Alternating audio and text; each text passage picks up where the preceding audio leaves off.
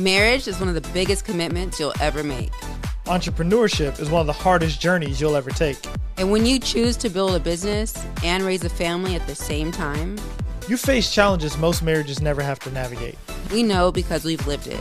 We've experienced seasons of misalignment, financial pressure, and moments where growth tested our connection. Not because we lacked love, but because building something meaningful together requires conversations most couples aren't prepared for. Welcome to Entrepremarriage. I'm Myka. And I'm Mahogany. This podcast exists to help couples build wealth without losing the marriage. Let's talk about it. Hey y'all, what is up? Welcome back to Entrepremarriage. We're excited to talk to y'all tonight a little bit about a new topic that we haven't discussed before, yet have pretty good experience with, especially lately, grief. Yeah, grief has really, I would say within the last 6 years of our marriage especially, life changes. It's really been something that's really hit our home, and we've had to learn how to navigate it with patience and love, and there's a lot to learn. So, Mahogany? Yeah, so grief is something that, like, for me personally, I did experience grief at a young age. I lost my grandfather when I was 12 years old, and that was like a very devastating loss for our family. My grandfather was like the patriarch of our family, and losing him was super random, super last minute, out of nowhere. I mean, like, he was cutting down a tree with his buddy. He's a general contractor, and he was always doing little things for people, his friends and stuff. And on this particular day, after spending the weekend with us at our house in Portland, Oregon, he went to work back in Salem, went out to Brooks, Oregon, and cut down a tree on his buddy's property. And it was a small tree. He had a lot of experience cutting down trees. It was like a norm for him. So he's like, oh, this is a small tree. I'm not going to tie it to a truck to kind of pull the weight so that way it doesn't fall. So he cut it down, and a tree fell on him, hit him in the back of the head, and he died. So that was when I was 12, and that was my first experience with death. And it was a lot. The grieving process was nothing that I was able to really notate or have a blueprint for as life went on. People had passed away here and there, but there was no one that was like super close to me. I know that's like a lot of people's stories. I have like a lot of friends and stuff who are, we're young, we're mid-30s and stuff, and we don't have like a whole lot of death in the immediate family. But I think as we're getting older, we're starting to experience the matriarchs and patriarchs of our families passing away. So in 2021, my mom passed away, and in 2022, my sister passed away. And that was like the real grief that really just had an effect on our marriage. Yeah, for sure. So I know I had my feelings about that grief, but just from the beginning, I'll let you explain like how you felt and how things were for you. It was one of them things where, and we're still learning today, it was one of them things where you was grieving, and like you try to be there for the person, and sometimes what you do is you try to kind of control, like, hey, don't do this. But I had to like really learn, like, yo, I trust Mahogany, go through the process. Because at first I didn't know that. I'm like, oh, we'll do this because maybe you're acting out or something. But nah, just because you can't tell if somebody had to grieve. You know what I'm saying? So I kind of just had to learn to sit back but still be close, because it kind of created a little bit of distance, which made her uncomfortable. She like, well, you ain't here, so I had to kind of learn that, like, yeah, you have to still be close and just let them grieve on their own. Because similarly, Mahogany and I, we both had a tragic accident, not an accident. My grandfather also as well passed in the same way. I was 11 when I first experienced grief as well. I was 11 years old. So, learning how to navigate that even as a kid, I didn't have like grief therapy or nothing. I just kind of took it as is, struggled with it, finally came to peace with it, as I got a little older. But this is one of those things that, we had to go through, learn, and then push through and get through, especially like the last few years of dealing with, it was real tough. It was like 6 months apart, mom gone, sister gone. So we had to really, I had to learn how to navigate that. And it was tough, but you have to push through it. And right now, like Mahogany was saying, losing matriarchs. We just lost the matriarch of our family. I'll be flying out to Chicago and going to bury my Aunt Clyde. Shout out to Aunt Clyde. She was my grandmother's sister, and she really, really meant a lot to the family. I think she was between 88 to 91, one of the two. So she lived a really long life, but she was really, really supportive when my dad lost his mom. She supported because my dad is the oldest of 16 kids, and she was supportive of everyone. And they really, really, helped us out. And my Aunt Clyde was like really dear to me. I didn't really get to spend as much time, but she was really dear to me. I was like, as soon as I seen her the first time and me and Mahogany was married, I was like, oh, you got to go meet Aunt Clyde. And I took her to meet her. And, Aunt Clyde was really meant a lot to us. Like her mind was like really sharp at her age. Like she knew all my kids. She knew my wife, she could just have a full blown conversation. She was like one of the sweetest women ever. So, dealing with that grief, Mahogany came up like, you doing good? I was like, yeah, I'm good. She's checked on me, so it is a really tough thing that you have to learn to go through and then also remember to reconnect. Myka goes out of town and he's taking her son with him. It's going to, be a different routine here at the house. And I just really feel like a lot of times when routines change within the household, that's when, whether it's grief or just because, you had a couple weeks without kids for summer and now it's time to get back to business, it could sometimes be difficult to realign and kind of get back on the same page of things. Yeah, for sure. And then funerals and stuff that also brings in outside stuff that you have to kind of work through, because what happens is it throws off the normal flow. And one thing about me and Mahogany, we've kind of always we've had to always try to back up and reconnect whenever curveballs come in and throw off our flow. You always have to reconnect, hold on, are we on the same page here? Sometimes it'll create a little distance where you just go through the motions, put the kids to bed, wash the dishes. You go through the motions and you're not reconnecting. And that's one thing we've struggled with, and then we've had to really learn, okay, to see it when it happens before it gets out of control.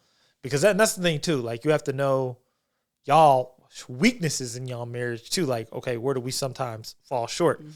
Because that was one of them, curveballs, when things don't go as planned or as intended, that throws off our routine. We have to take a step back. And, grief was, I will say grief was the biggest one in our marriage, because I think that was one of the times where it was a real struggle, but it was really, it was a learning struggle, because you have to learn people as it is, with what they're going through, having empathy, and not only having empathy, but being able to have the empathy and then letting them be them and still be supportive. They may be acting out of character at times. I remember when I heard about Myka and Clyde, I was just kind of in a daze in the car. Mahogany just rubbed on me. He was like, you good? I was like, I'm straight. So, so just remember them to reconnect and knowing when things are off before it gets crazy and being able to communicate about it, because the communication piece is the big piece about it. Yeah, I know, when I first lost my mom, I had a group of friends who had came over to console me, and I remember as they were leaving, one of them pulled me to the side, and it was just like, hey, I've never had anyone around me lose someone close to them. How do you want me to show up for you in this season? What do you need from me? Just let me know. You don't have to answer now. I'm just going to let you know. I don't know, how I should act or how I should be, and I want you to know that I'm here for you. And to me, when people are going through grief, that meant 1,000 words, because even if I don't need anything or there's nothing I could even think of, it meant a lot to know she was there. And that's something that you can do as someone dealing with someone who's grieving if you don't know what to do. Just ask straight up. Mm-hmm. And if you know the person, I recommend you not, if you know the person a lot, at the time this was a newer friendship too. But if it's someone that knows you, I think the best way you can handle someone who's grieving is handle them how you know they like to be handled. If you know that there's someone who, likes to eat a chocolate, just stop by and grab a chocolate and stop by her house on the way home. You don't have to do nothing extra. You don't have to wait for them to tell you what they need, because if you're waiting around waiting for someone to tell you what they need and someone's grieving, 9 times out of 10, grieving people are not going to be able to tell you what they need. They're grieving. That's the last thing on their mind. Oh, let me let, Shirley know what I need to feel consulted today. So it's just best to show up for that person how they would normally want you to show up for them. And when in doubt, just ask. Because I remember like when I first was going through the first couple weeks of dealing with the loss of my mom or my sister. I can't remember. It's kind of a blur. But I remember after losing one of them, I just remember feeling like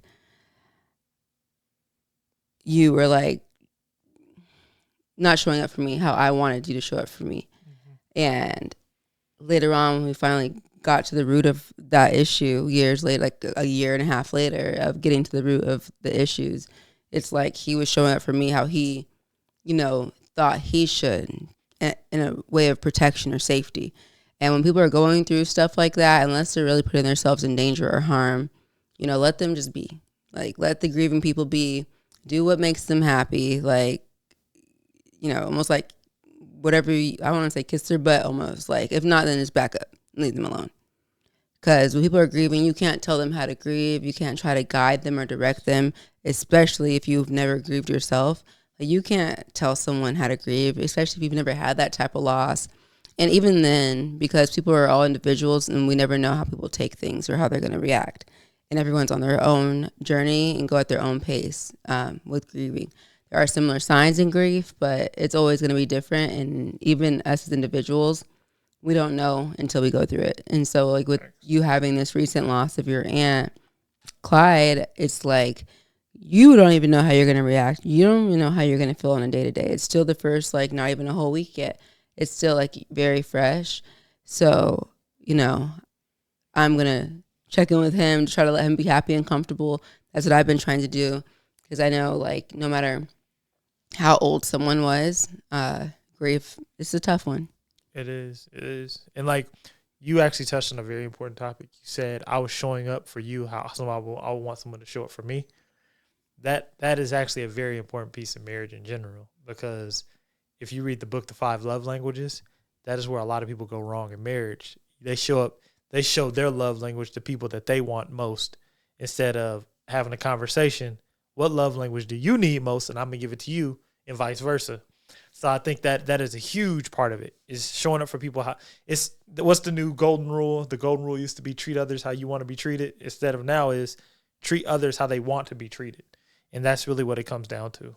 It was a lot, because it was a lot, and it was, you're going through something and you want to keep your family together, but you're trying to impose things on people that is just like, let them be them for a minute. You know what I'm saying? Don't let them go off the deep end, but just let them be them for a minute, and let them, do what they need to do to get their mind off of it. I remember you were cleaning a lot, and I was like, but I kind of just let you do it, You were cleaning a lot, and, I think it helped you, too, because I know, Mahogany, you like to clean and have your earphones in and listen to your LMA and all that, You like to stay busy. Yeah. Just, staying busy. And if people want to stay busy or whatever they want to do, like, as long as it's not detrimental or going excessive or, but yeah, that's something on grief. And with grief, it doesn't always have to be because of death. Grief can be loss of a big job. It could be, loss of income. It could be loss of a relationship of a close friend or, Before we jump back into the episode, we want to invite you into something a little bit deeper. If this conversation is resonating with you, it doesn't have to stop here.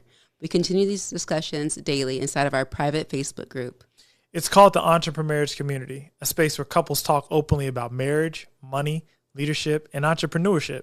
We're all focused on one thing, building the wealth without losing the marriage and doing it intentionally. It's real conversations, real growth, and real alignment with people who are building just like you. If you want to keep growing with us beyond the podcast, we'd love to have you there. The link to the Entrepremarriage Community will be in the show notes. Come tap in with us. Join the Entrepremarriage Facebook community. Relationship, not so much like they died, but like it's over. Like y'all aren't friends anymore. Like there's so many different types of grief. That is actually a very important topic right there, because as you were going through your grieving process, I was in therapy, and we were both, like you said, the root cause. Well, the root cause of it was not root cause, but like at the time Mahogany was grieving, we were having a lot of issues with outside stuff. Like my parents weren't in the best state. I I think around, so this is basically it.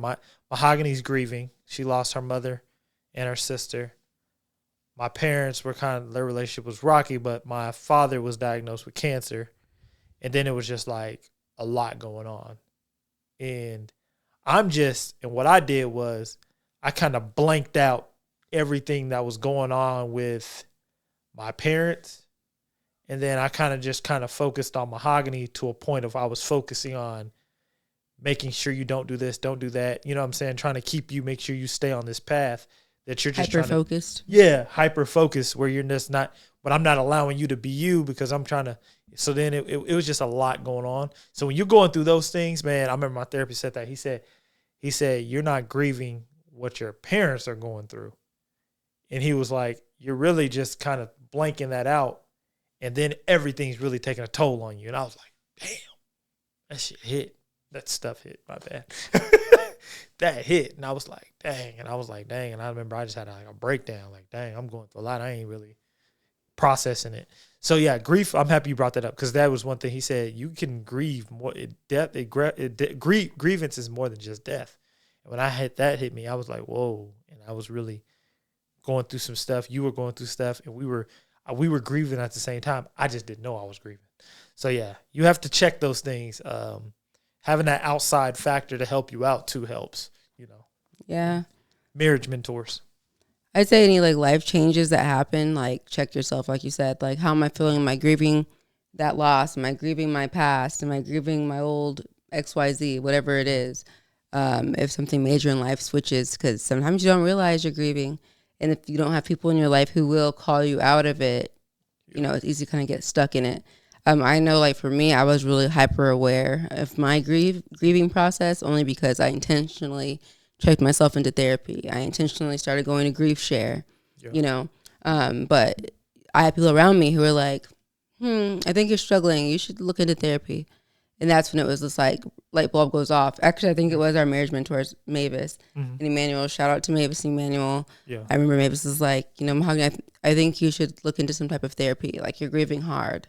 And so having people around you who will call that out. Because if not, it's not, you checking yourself or having people around you who can pull you out, you can sink into that like grieving bubble.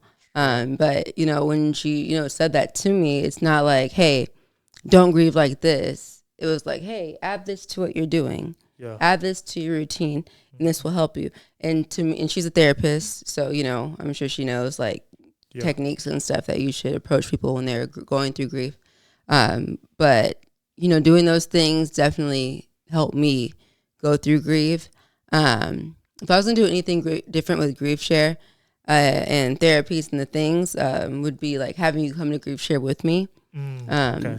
But at that time, we didn't have like childcare like that. Like he had to hold down the kids and stuff while I went through the 13-week process of that. And I went through it twice. So that's the only thing I would change. And I think any of y'all who are grieving, please check out Grief Share. You can look it up online based off of your zip code, and they're everywhere nationwide. You don't have to grieve alone. This is more so towards grief when you've lost someone. So keep that in mind. If you're looking for like more specific groups, you can probably search those out too online. Yeah. And I'm happy you brought up like me going to Grief Share. Another thing we're going through postpartum. Oh, yeah. I was still nursing. Yeah. We just had our daughter. Our daughter was probably she had probably just turned a year when it happened. I don't think she was a year. She might not even been a year, but like it was like, dang, all this stuff hit us. Boom, boom, boom. Oh, she had just turned 1. She was 6 days past 1. Yeah, she was 6 days past 1. And I think you were still nursing her. And so all that stuff piling up, that's why you have to take that time to reconnect and check in. Like you got to be like on top of it. Know when something's off. Like that's what I'm learning now. Know when something's off. Like we kind of just went through that with like the grief and then letting some outside stuff. You have to know when something's off and just stop, reconnect. And I think that's why a lot of people struggle with like the idea of marriage because it's work.